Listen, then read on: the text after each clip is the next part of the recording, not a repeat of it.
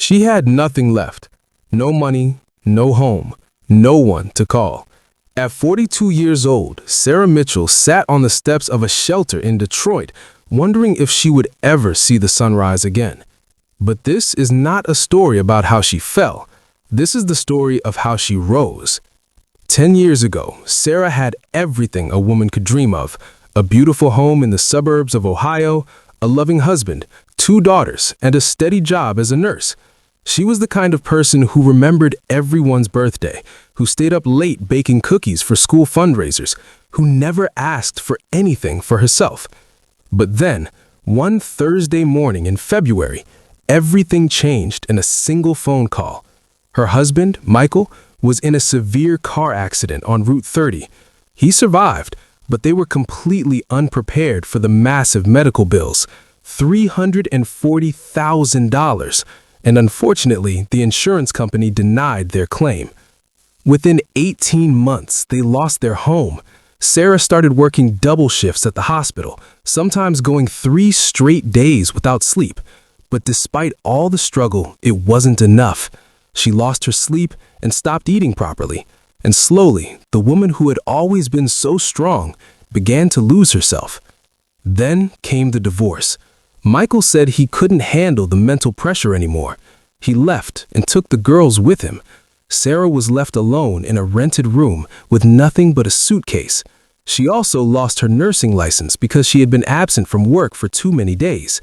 And exactly 2 weeks after her 42nd birthday, she sat on the steps of that freezing cold shelter in Detroit and asked God, why?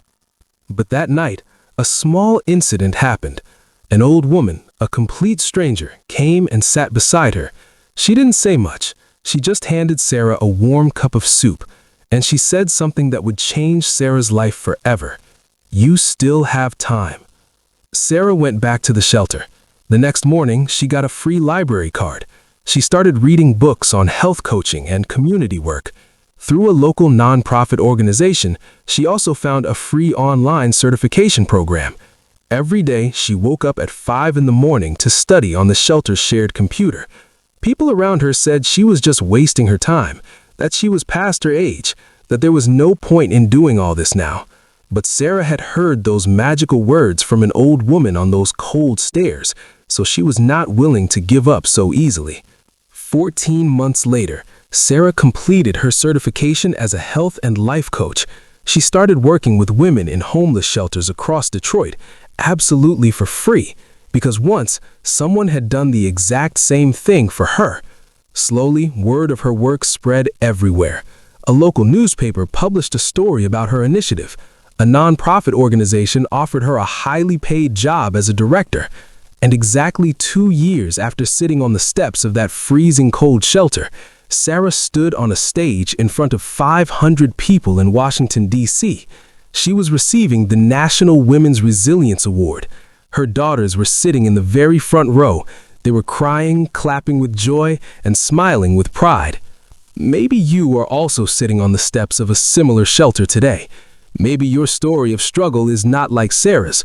Maybe you have lost your job, a relationship has been shattered to pieces, or a dream has died halfway. But you have to hear this today. Your story is not over yet. The darkest chapter of your life can never be your final chapter. Everyone who has ever bounced back from rock bottom had one thing in common. They decided to stand up just one more time. Not 10 times, not 100 times, just one more time. So today, no matter what situation you are going through, I want you to always remember the words of that unfamiliar old woman heard on the cold stairs. You still have time. If this story touched your heart today, please share it with someone who really needs to hear these words. Subscribe to the channel for more true stories of courage, faith, and hope. And remember, every sunrise is proof that darkness is never permanent. See you in the next video. May God bless you.